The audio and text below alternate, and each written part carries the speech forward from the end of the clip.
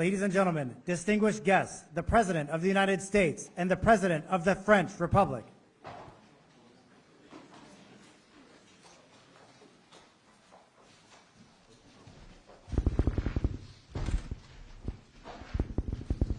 Everyone, please take a seat if you have one.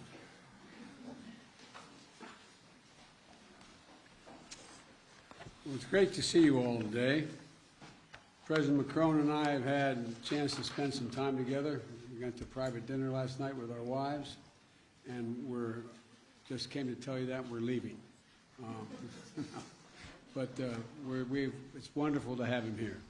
We've had great conversations and always appreciate the opportunity to share ideas with you, Mr. President.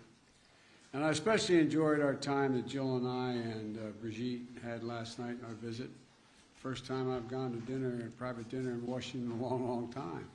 And but I had the protection of the French government with me. But all kidding aside, France is one of our strongest partners, and historically, but one of our strongest partners and our most capable allies. And Emmanuel has also become a friend, in addition to being president of that great country.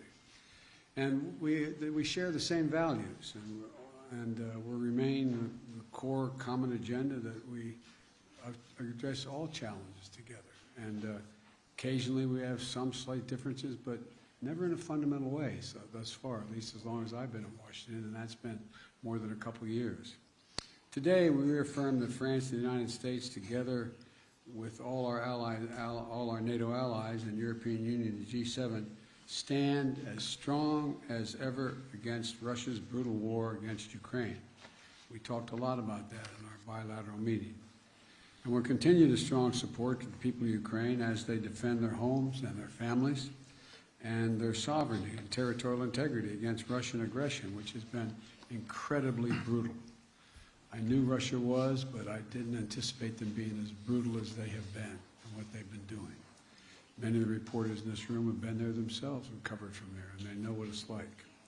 Today, we reaffirm that, as I said, we're going to stand together against this brutality.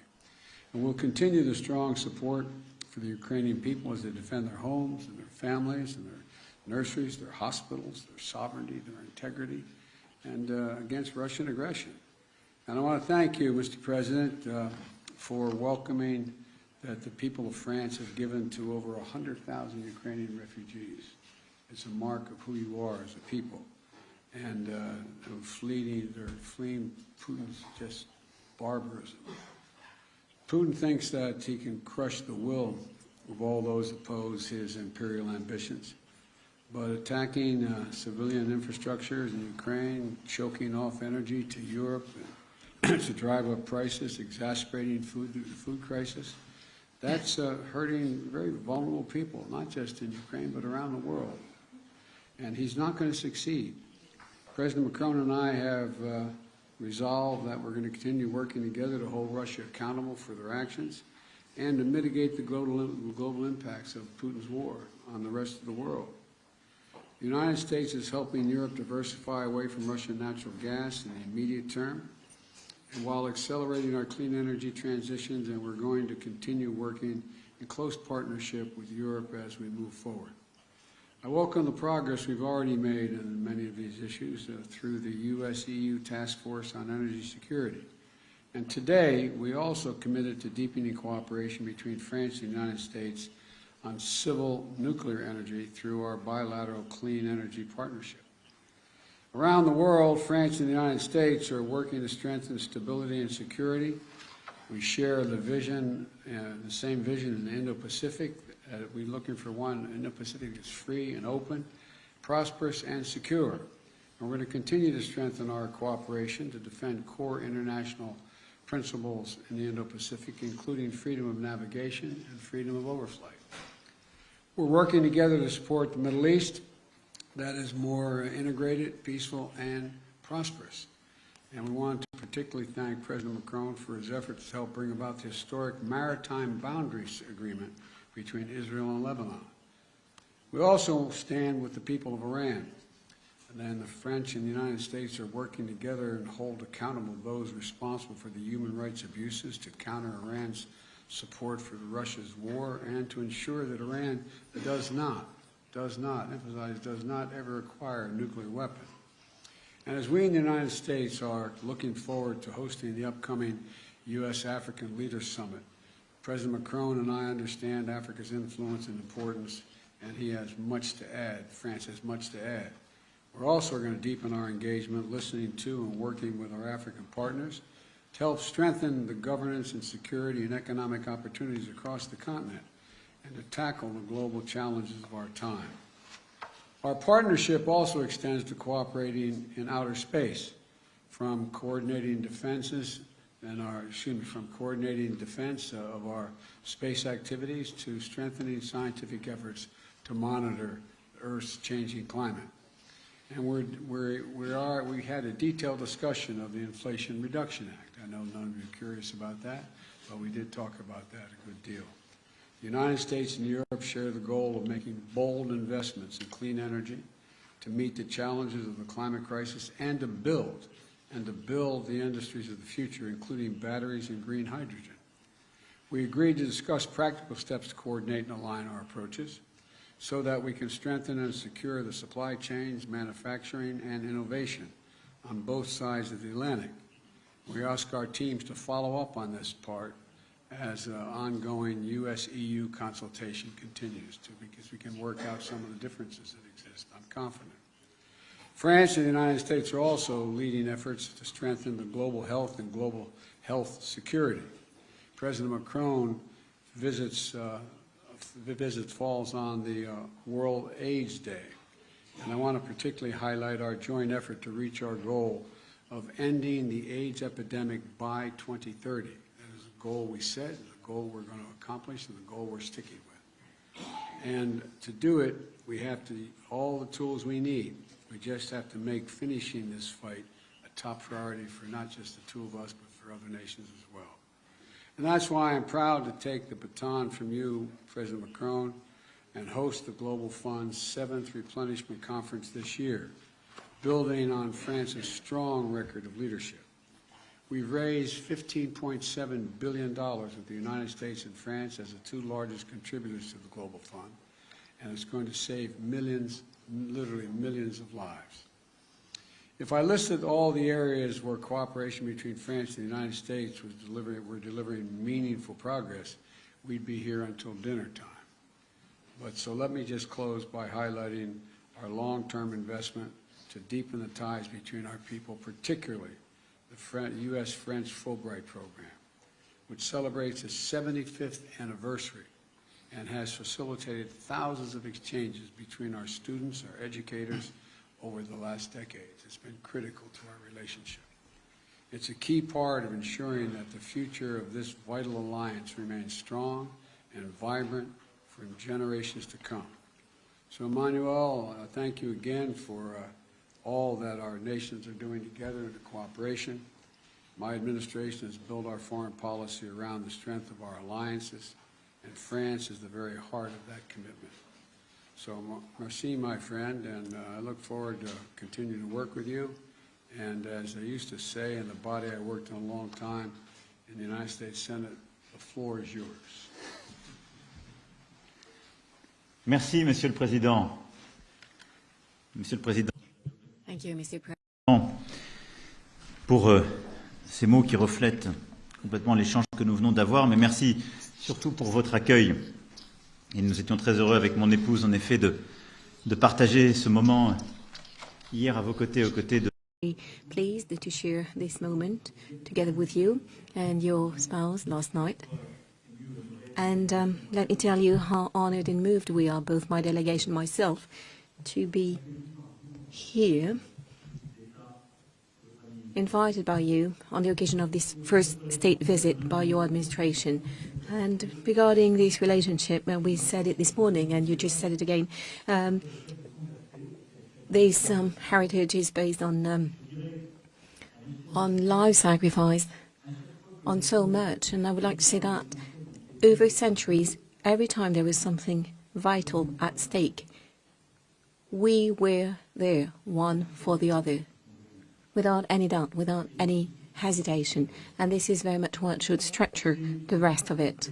It is this spirit that is prevailing in the current circumstances since last February, and I did not repeat what President Biden perfectly described. And dear Joe, indeed, you very much describe what we're doing together in Ukraine. We clearly condemn this war immediately. We led all the diplomatic actions to condemn this war, the war crimes committed by Russia on the Ukrainian soil, and we support both the Ukrainian army that is resisting, the Ukrainian population resisting as well. And please allow me here to very much thank the United States of America for all the support provided, because this war is impacting the European soil even more directly, and you've chosen to invest so much to contribute to this joint effort. In this context, our discussion this morning was an opportunity to confirm the initiatives we will be taking once again in the coming weeks and months to keep supporting, to strengthen our support to the Ukrainian troops and to enable them to resist. We also agreed to continue to work together to support the Ukrainian people, to help them resist, because we can very well see today that the Russian war effort is very much targeting the civilian infrastructure, bringing even more violence to try and make the Ukrainian people desperate and make it impossible for them to survive this winter. This is the reason why we decided to organize on the 13th of December a conference to support Ukraine, and very much would like to thank you for the close cooperation in preparing for that event. And we're working in close cooperation with President Zelensky based on his 10-point plan that he proposed, and also would like to take this opportunity to commend the efforts of President Zelensky to try and find a way, a path to peace while leading this heroic resistance they've been organizing for 10 months. We always agreed, help Ukraine resist, never give up on anything in the UN Charter, prevent any risk of escalation in this conflict, and make sure that when the time comes, on the basis of conditions to be set by Ukrainians themselves, help build peace. And I believe your positions being so clear, it is something important to us, because we're both working for sustainable peace. We also talked about the direct and indirect consequences of this war, including on food security and energy security for the entire planet. And our joint initiatives within the G20, the G7, very much go in that direction.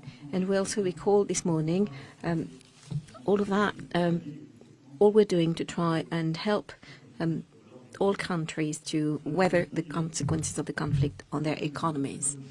This morning we also had an excellent discussion on the IRA and the recent pieces of legislation adopted by the American administration. And like President Biden just said, we agreed to resynchronize our approaches, our agendas, in order to invest in critical emerging industries, semiconductors, batteries, hydrogen, everything that is absolutely decisive, because as a matter of fact, we share the same vision and the same willingness. President Biden wishes to create more industrial jobs in the long run for his country, and to build a strong industry and secure your supplies. And this is very much our approach as well. And this is the reason why we task our teams to continue this work in close cooperation, coordination, to find solutions on the topics we identified. And of course, we will coordinate with all of the Europeans and with you to have an agenda that will only bring more jobs, industry jobs, in the United States as well as in Europe, and guarantee the strength and the resilience of our supply chains. And to do that with a strong integration. This European work is also the one we want to deliver on all of the issues on our agenda. And President, you just said it. What we would like to do as well is work on a number of topics of the future. And yesterday we had some sessions, working sessions, and our ministers and teams have been working as well, so that we could approve an agenda of hope and for the future. Like I said this morning, in the space industry, research, exploration, but as well the industry of the future.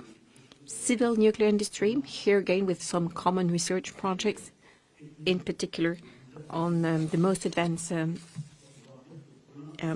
technique, because I believe I can say on behalf of both of us that the civil nuclear industry is very much part of the energy mix in which we believe in, that will not only bring jobs, but enables us as well to have a secure supply and to meet our climate objectives. We also talked about the quantum issues with a number of stakeholders, innovation, and here as well our delegations are here to illustrate the work that is taking place so that we can deliver on that common agenda. Lastly, we also have all of our commitments on the major international challenges, which are very much, I would say, feeding our relationship as well. And I can only tell you once again how pleased we were with your choices that very much match your history and your campaign commitments. The fact that you're back on major international challenges such as health and climate, it is really a new deal, and we've been resisting for a number of years, and now we're being able to re-engage with you. And on this day of World AIDS Day as well, we are very much continuing to work to deliver by 2030. And I would like to say how much has been achieved by both our countries, which are major contributors to the Global Fund, to deal with, of course, eradicate AIDS, but also malaria and a number of other diseases for the benefit of the most fragile populations. And the same goes in our relationship when we're doing everything we can to deal with climate change and biodiversity. Of course, we want more innovation, we want to promote solutions on climate change, but we also very concretely acknowledge a number of initiatives in this respect on the occasion of this state visit. It is about finding a new financing means for the most fragile countries, emerging countries, to support them on both development and climate change. And in this respect, you will be playing a key role in the summit we intend to organize next summer to build a new partnership between the North and the South. And this is very much along the lines of providing more resources to the southern countries and as well reforming our main international financial institutions with the reform of the World Bank and a number of international existing tools. And regarding the biodiversity, we had this lunch yesterday with the relevant caucus. And here again, our willingness is to have an agenda which is extremely ambitious. In particular, we will be working together to prepare for the One Forest Summit in Gabon, in Africa, at the end of the next semester. And this topic, of course, is very much at the heart of the ones you will be covering with the African countries coming to Washington in a few days. So here again, a strong convergence of views between us. And lastly, we will continue to work together to fight terrorism and to act for peace. And of course, my thoughts go to our soldiers who fell in Afghanistan, in the Middle East, in Africa over the past few years, to fight for the security of these regions of the world and of all countries.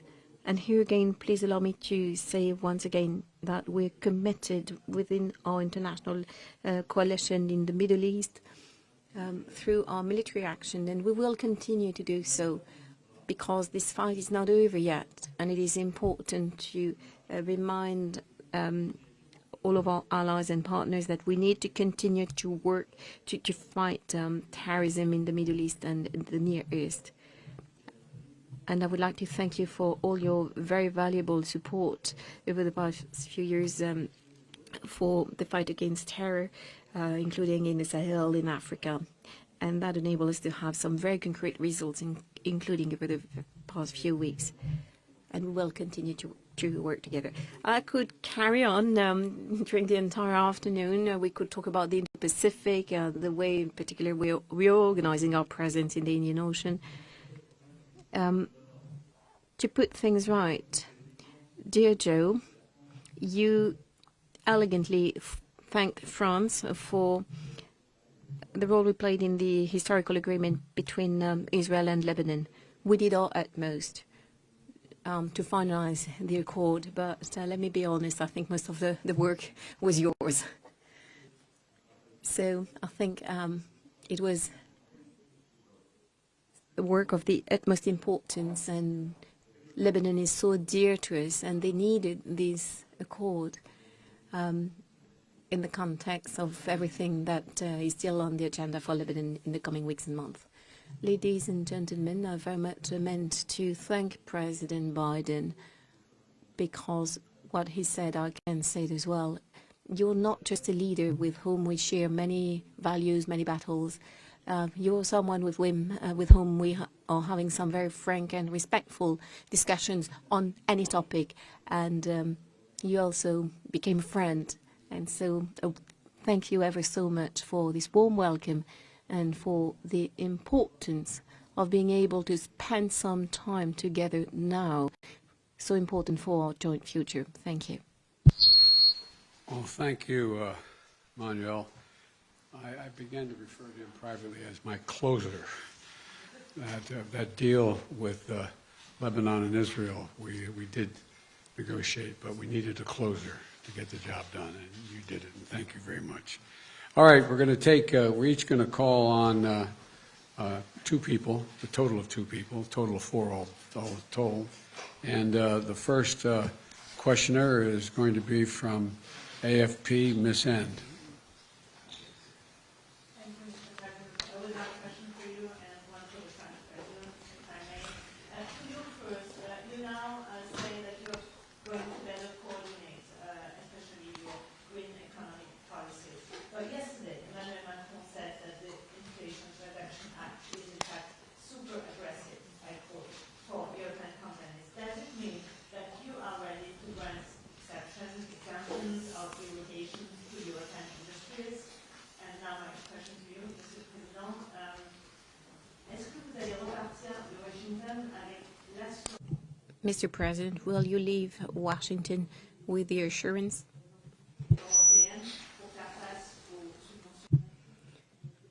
that you will be able to deal with these massive subventions? The journalist doesn't have a microphone. Do you think there's a risk of generating divisions? I'll answer the last question since I didn't hear any of it. I didn't understand a word of it, so I'll answer it. And we'll take care of it. No, look, the United States makes no apology, and I make no apology since I wrote it for the legislation you're talking about. But there are occasions when you write a massive piece of legislation, and that has almost $368 billion for the largest investment in climate change on all of history. And so there's obviously going to be glitches in it and need to reconcile changes in it. For example, there's a provision in it that says that there is an exception for anyone who has a free trade agreement with us. Well, that was added by a member of the United States Congress who acknowledges that he just meant allies. He didn't mean literally free trade agreement. So there's a lot we can work out.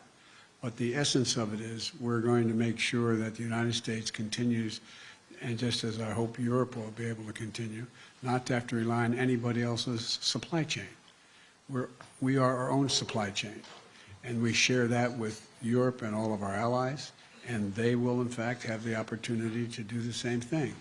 So there's tweaks that we can make that can fundamentally make it easier for European countries to participate and or be on their own. But that is something that is a matter to be worked out. There is no fundamental, it was never intended when I wrote the legislation, never intended to exclude folks who were cooperating with us. That was not the intention. The intention was to make sure we're no longer in a position when there was a pandemic in Asia and China decided they're going to no longer sell us computer chips. We invented the damn things, so Anyway, but my point is, we're back in business, Europe is back in business, and we're going to continue to create manufacturing jobs in America, but not at the expense of Europe. Ce que nous avons échangé avec What we've been discussing with President Biden and what, as a matter of fact, he just said, and that's what I talked about with the caucus yesterday. That's simple. The United States of America adopted a piece of legislation for their country, for their industry, which, with a common objective, goal that we share, creating jobs, creating opportunities for the middle class, and succeeding in implementing the energy transition. The reality is that the consequences, as we've seen in our discussions, it is certainly not the intention of the United States, but as a matter of fact, projects that were growing, being developed in Europe, there's such a difference in subsidies that these projects might come to an end. And a number of senators yesterday, said it was certainly not their intention. So France simply did not come to us for an exemption or another for our economy, but simply to discuss the consequences of this legislation.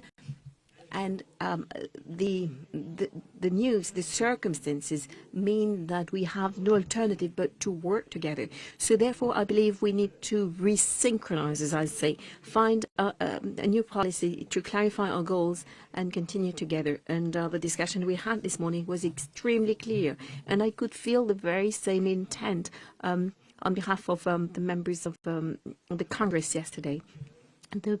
The wish of President Biden is to rebuild a strong industry here and to have somehow to secure some technology solutions for the future. France wishes exactly the same thing for itself. And we've been fighting day in, day out to do the very same thing in our country. And this enables us to put an end to some 15 years of industry loss in our country and to have new manufacturing jobs. And so we'll be working on that, and we decided to do that together with the members of the European Union and the European Commission. So we will work on the technical elements to make sure that there is no domino effect on ongoing projects in Europe. We want to succeed together, not one against the other. It's been clear. This is the outcome of our discussions this morning, and this is exactly the philosophy that I share, and it is the one that we need. Bonjour, messieurs les présidents. William Galli. President William Galibert on behalf of RTL Radio. In French, President Biden, we say there is no love, there is only proof of love. Do you feel that your French friend will go home very much reassured? Do you feel you were able to reassure your European friends? And to be more precise, President Macron, do you have some specific deadlines or specific industries in relation to which you're hoping to have some adaptation of the economic policies of the United States? Well, first of all, to be very clear, we have some work to do with the Europeans on semiconductors, hydrogen, batteries. Our industry, we will continue to move forward as Europeans. And we're not here simply really to ask for proof of love. We came to agree on a strategy and to clarify what was necessary to clarify, and we did. Now we're conducting our own work, and we can't ask the United States of America to adopt whatever rules would be necessary to deal with all issues in Europe. But we need to have the same ambition and very much synchronize. And in addition, we clarified things today, and there are already a number of discussions frameworks, and it is in the coming weeks and months that we will deal with that, and fairly quickly, because these projects are ongoing. So for me, there is some very clear strategy. We've had some very frank discussions, and I believe accordingly that in the coming days, the discussions we will be having with the European Commission, the discussions we'll have in close cooperation with our German partners and others will enable us to very much clarify all of this without any difficulty. So I'm going home confident but as well lucid as to what remains to be done on the European side, which is a good thing.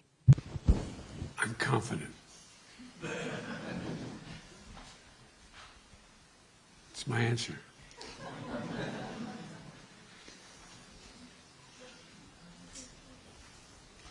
Okay, who's the next question? Got my list here. On this side. Is it my turn to call on someone? Right? Okay, how about NPR, Tom Merkis? Thank you, Mr. President. I have a domestic question for you, and then, Mr. Macron, I have a question for you about Ukraine.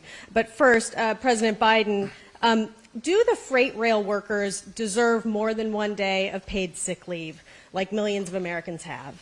And if so, why didn't you negotiate for that when you were helping to negotiate that contract that you now want Congress to impose? I love you guys. I negotiated a contract no one else could negotiate. The only thing that was left out was whether or not it was paid leave. You know, I've been trying to get paid leave, not just for rail workers, for everybody. But that other team, they're called the Republicans, they voted against it. They said we couldn't do it. We're one of the few nations in the world that don't have paid leave for our workers. And so what we're doing is we can't afford to have, and by the way, in the meantime, they got a 45% increase in salary, et cetera. There's a lot of good things that happen in that. And if, in fact, this shuts down over the question of 1 to 5 paid, or 7 or 9, whatever the numbers would be negotiated of paid leave days, it's going to immediately cost 750,000 jobs and cause a recession. And so what I made it really clear is that what was negotiated was so much better than anything they ever had, that it's worth, and they all signed on to it, by the way. There are only 4 unions out of the 13 or 14 that didn't agree. So the majority at the time that I presented it, they asked me to do it, I presented it, they all signed on. But here's the story. It doesn't mean because we are going to pass this, God willing, by Friday, by the time, by the weekend, that I'm going to back off of paid leave. I made it really clear I'm going to continue to fight for paid leave for not only rail workers, but for all American workers. I imagine it may surprise some of our European friends that there's no paid leave in the United States of America. We're one of the few major countries in the world that don't have it. And it's about time. And so that's the context in which this all took place. And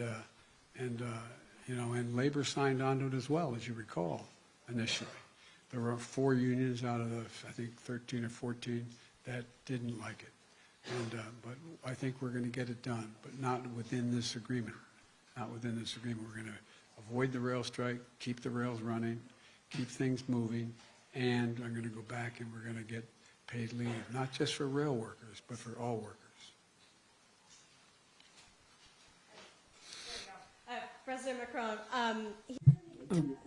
President Biden is asking Congress for $38 billion of additional funding for support for Ukraine. There's been some pushback from Republicans in Congress saying that they cannot continue to write a blank check. So do you have confidence that the United States will be able to continue supporting Ukraine's defense in the way it has over the past year, in the months going forward? And did you talk to President Biden about trying to urge Ukraine to negotiate to end this war, especially with winter bearing down and the effects on energy prices? Look, I do thank President Biden and his administration for the great commitment they had vis-à-vis Ukrainian people. And let me just say that our 2 nations are made of values and history. And what is at stake in Ukraine is not just very far from here, in a small country somewhere in Europe, but it's about our values, and it's about our principles, and it's about what we agreed together in the UN Charter, protecting sovereignty, in territorial integrity. And this is why I do believe that having the US strongly supporting the Ukrainians in that time is very important, not just for the Ukrainians. For the Europeans, we are. This is why we do thank you for this solidarity. But for the stability of our world today. Because if we consider that we can abandon the country and abandon the full respect of these principles, it means that there is no possible stability in this world. So I think it's extremely important to have you so much committed. So I'm confident because I think your people and your representative do endorse and understand this objective. We will follow up our own support. We increased our military support. We increased our economic support. We are increasing our humanitarian support. And for the second question you raised, let me tell you that we will never urge the Ukrainians to make a compromise which will not be acceptable for them. Because they are so brave and they defend precisely their lives, their nation, and our principles. And because it will never build a sustainable peace. If we want a sustainable peace, we have to respect the Ukrainians to decide the moment and the conditions in which they will negotiate about their territory and their future.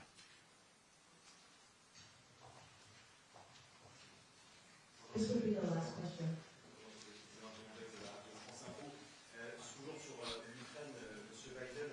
Emmanuel Macron doit s'entretenir dans les prochains jours, les prochaines semaines avec Vladimir Poutine. Le lien est maintenu depuis le début de la guerre. Vous n'avez pas toujours été d'accord avec cela. Est-ce qu'aujourd'hui vous approuvez? We hear that you will be talking to President Putin anytime soon. What is your approach? And as the Ukrainian war seems to be at a turning point, do you feel realistic that President Zelensky is putting a condition to open negotiations, and that is the return of Crimea to Ukraine? Look, there's one way for this war to end, the rational way. Putin to pull out of Ukraine, number one. But it appears he's not going to do that. He's paying a very heavy price for failing to do it, but he's inflicting incredible carnage on the civilian population of Ukraine, bombing nurseries, hospitals, children's homes. It's sick what he's doing.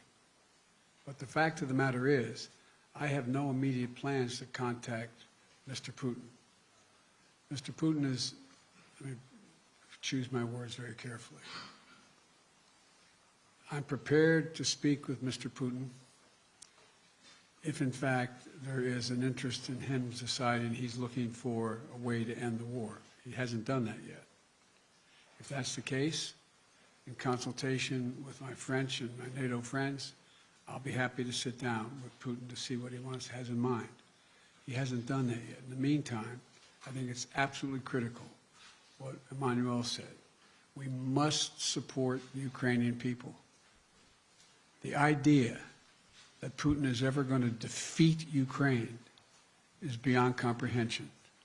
Imagine them trying to occupy that country for the next 2, 5, 10, 20 years, if they could. If they could. He's miscalculated every single thing he initially calculated. He thought he'd be greeted with open arms by the Russian-speaking portions of the Ukrainian population. Go back and read his speech when he invaded, when I said they were going to invade, and they did when we said they were. Go back and read the speech he made. He talked about him with needing to be another Peter the Great. He talked about the need for the people that Kyiv is the mother lode of Russian identity in the beginning, et cetera, et cetera. He's just miscalculated across the board. And so the question is, what is his decision? How does he get himself out of the circumstance he's in? I'm prepared, if he's willing to talk, to find out what he's willing to do, but I'll only do it in consultation with my NATO allies. I'm not going to do it on my own. Thank you. Sur la question que... Regarding your question and the preconditions or the conditions set by the Ukrainian president, I believe that what is important for all of us to look at is that as Ukraine is resisting, suffering from war crimes, attacks on their civilian infrastructure, leading counteroffensive, President Zelensky presented a 10-point peace plan. So we, I believe, very much need to continue to engage with him because there is a genuine willingness on behalf of Ukraine to discuss these matters, and we acknowledge it and we commend it. And For a number of years, I was in charge of monitoring the implementation of the Minsk agreements. And the last meeting between President Zelensky and President Putin, the only one, December 2019, at the time I was with Chancellor Merkel. And I can tell you that I saw a president who was sincere in his willingness to talk and to negotiate. And since he was elected until May, President Zelensky was very much willing to talk and negotiate. The one who wanted to go to war, to wage war, was President Putin. And I could say it by myself, including when I visited Russia and Ukraine at the beginning of February. So it's only legitimate that President Zelensky sets some conditions to talk. We need to work on what could be into a peace agreement, but it is for him to tell us when the time comes and what the choices of the Ukrainians are. So once this has been said, indeed, I will continue to talk to President Putin, and as a matter of fact, we talked about it this morning with President Biden, because we constantly as well try to prevent escalation and to get some very concrete results. So I will talk to him about security and safety of nuclear plants in the areas that are being claimed, including Zaporizhzhia in particular. And over the past few months, we did some work on the Chernobyl nuclear plant, and there is some outstanding work ongoing, which is very important by Mr. Grossi and his agency, the IAEA. So we will continue. Thank you so much. Ladies and gentlemen, distinguished guests, please remain in your seats until the official delegations have departed. Thank you, folks. All right. Sir, do you have a message to the protesters in China you put a vote on?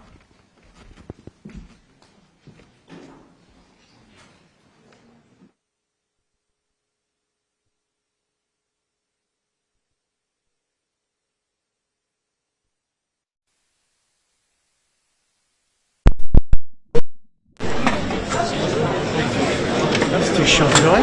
Ah mais c'était méga chiant. Méga chiant.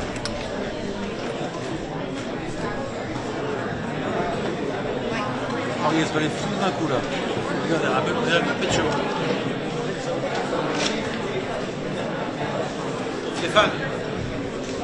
Stéphane Demestre. Chef, boss, préfet. Et Guillaume, c'est pas drôle tous les jours.